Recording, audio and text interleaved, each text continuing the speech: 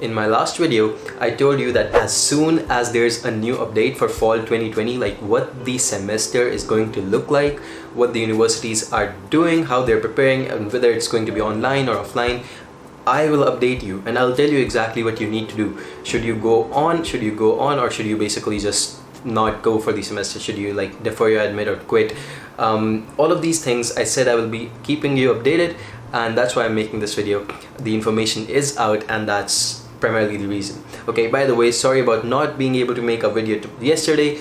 I was not really feeling very well. I'm still probably not really feeling very well, but I just thought I'll stop being a lazy ass. I know I promise you guys a video every single day, so yeah, that's why I was saying sorry about that. No more breaks. Okay, the other thing, if you're new to the channel, you do not know what we do over here, this channel is all about studying overseas and really about all of the issues you face as an international student. All of that will be helping you with that.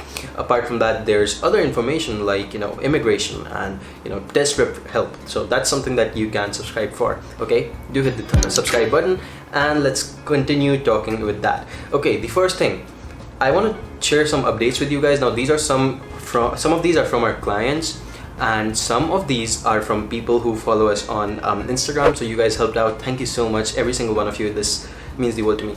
I want to share this with you, everyone watching this, because this will give you a lot more perspective as to what you can expect if you haven't heard from your universities, or you will basically you're not sure what to do going ahead. Okay, so over here you can see that this is for Pittsburg State University, and what they said was that thank you for your graduate school application to Pittsburg State. Your start term has been changed to spring 2021. Now notice that this applicant was a fall 2020 applicant, yet they changed his admission to spring 21. That's January 2021. They automatically changed it. So in this case, there's no option that the university has given you, and you will have to defer the admit.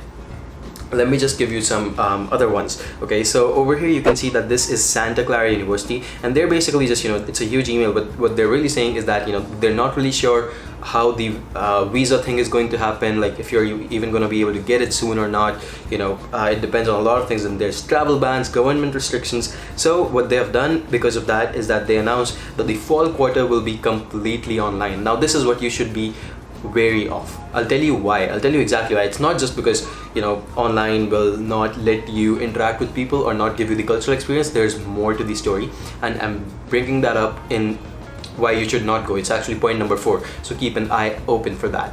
Okay, and apart from that, there's a couple more. So I talked to one of you guys on Instagram. Thank you so much for giving the updates. So there are a few other updates like ASU. What ASU has done is they've given you a wide range of options, which I think is one of the best things that any university can do for its students. So they said that you can join in August. Okay, basically you can join the fall term and you can come to the campus in November.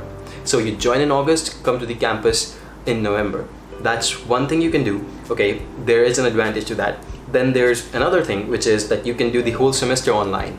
Okay, and again, point number 4 over here comes in. If you're doing the whole semester online, why you should not go. Point number 4, I'll keep you updated. I just want to explain it once when I start. I don't want to, it's not like a spoiler or anything.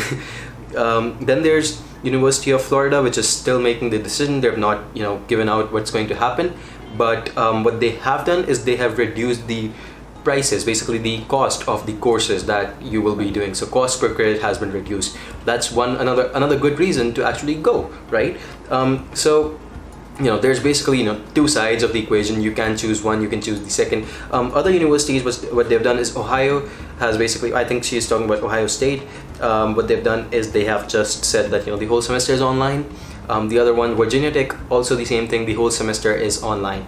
So yeah, those are the updates. If you you're thinking of going for an online semester, it depends on what your university gives you, really. Okay, it can give you choices like ASU did, or it can just tell you that hey, you're being deferred, or the classes are going to be online. There's nothing you can do. So the only thing you can do is retract. You can say no, I don't want to attend this school. I'll try next year.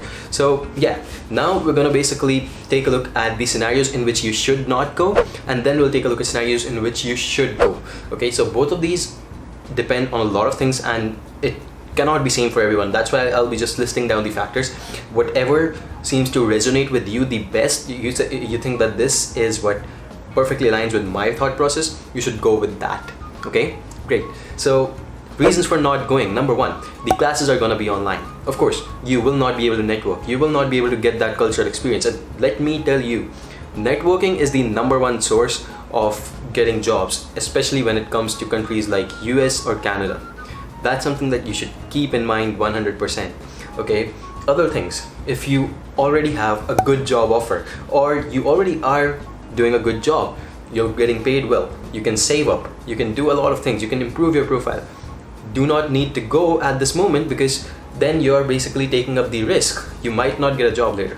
Okay, and understand that the economy is not stable enough as of now that it can just give you an answer that it's guaranteed that you'll get a job doing your OPT or CPT.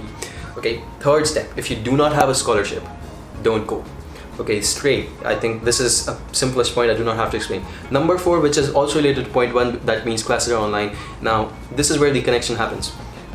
If you do not go and basically you enroll in and your semester is online, what that does is, if you know what CPT is, and if you've watched my video about the CPT, you already know that you need to be on campus for 1 year before you can get your CPT approval, before you can actually work with another company on camp. Basically, can be off campus as well. So you need to have that 1 year done, and in summer 2021 you won't be able to basically use up your CPT.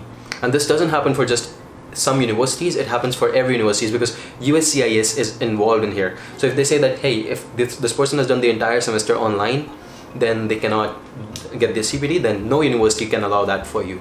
This has to be the same for every university, in my opinion. Okay, CPT, I think it's a big reason, and I would just avoid going just for the sake of the CPT itself. I think that's the biggest reason out there. Okay, one more thing, like I said, ASU is allowing you guys to sort of join in November by accepting the admit and studying online till November.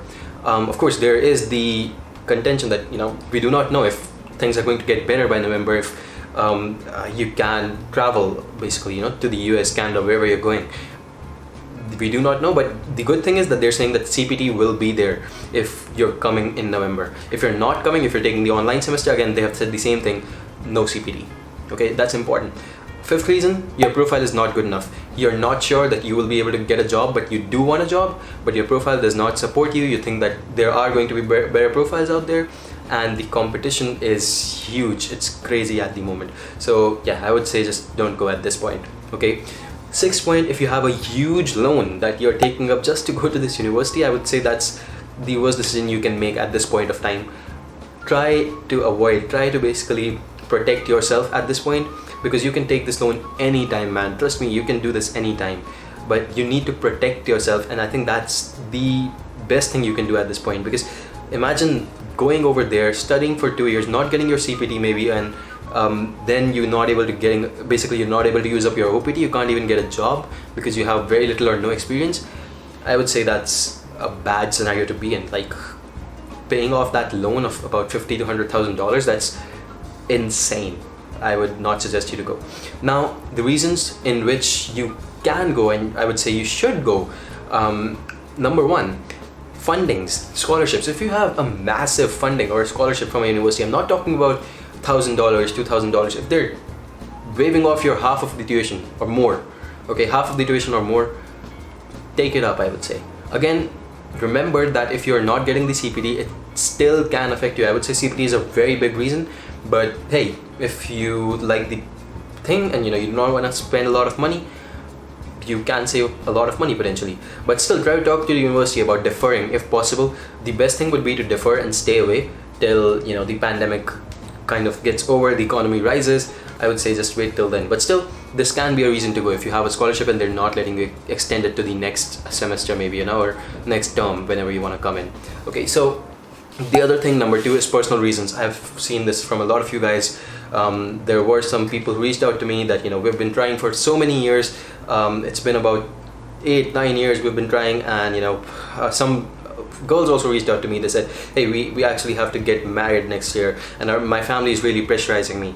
In that case, I would say, hey, do not focus on all these points. If you have to go, you have to go. That's your personal reason, and no one should have the say in that. If you know that you cannot attend it next year, and it can potentially change your life, you will just not be able to go, I would say just take up whatever you're getting at this point. Okay, I respect that. The next thing is that you cannot perform on the GRE or GMAT. If that's you, you cannot perform on the GRE, GMAT. The applications are still open and they are accepting people who do not submit their GRE or GMAT scores. If you haven't taken the tests, no problem, you can still go. Fall 2020 might be a good option for you in that case. Okay, the next thing is that you do not care about a job. If you don't care if you get a job or not, maybe you have a lot of savings, you just want to go for the experience, maybe you don't care about the first semester being online, then I guess it's still a good thing. You can still go, if you don't care about that. The final thing is financial constraints. Now, I understand a lot of you will be attracted to the idea that you can do a job over here in your country while your online semester is running, so you can still keep earning. You do not have to pay the living expenses. Your tuition may even be reduced, so you're basically doing the first semester for free. In a lot of cases, I've seen that happen. But at the same time, if that sounds like you, I would say, financial constraints are something that you know best. You know your family and yourself best. You know what situation you are in. Again, I respect that. And if that sounds like you, you should definitely go on for the online semester or whatever it is that they're offering you. If you think that this is a good idea, go on for it. Again, I might not have covered a lot of these. I want you to comment down below and let me know your case so that I can specifically comment on your case. I can tell you exactly what you should be doing. Okay. The one thing that you should take care of is, when you're going, is try to talk to your university about the CPT, if there can be any arrangements, anything that can be done from your end. Okay, remember ASU offered some people to basically just come in November. Okay, maybe your university will allow something like that. Talk to them, try to negotiate. It's not something that they've just given you and you cannot say anything but yes or no. You can talk to them, you can try to find alternative ways out, and I think that universities can be very helpful at times because their hands are also tied. They cannot just give you the CPT without that 1 year of time on campus. Okay, so yeah, not really feeling a lot better again. So I'm not sure how long I can go on, but I think this should cover everything. Why you should not go or why you should go. Again, remember the decisions that I talked about, remember what universities said, and if you have any more doubts, connect with me over Instagram. The best thing would be to sign up on WAMGrad. We just launched amazing discussions forums over there, so you can discuss your case, and I would be personally replying to every single one of you, especially over there, because that's something that we are working on directly, right? So yeah, that's our job. Again, I will see you in the next one. Subscribe to the channel, and yeah, give me a thumbs up. What are you waiting for?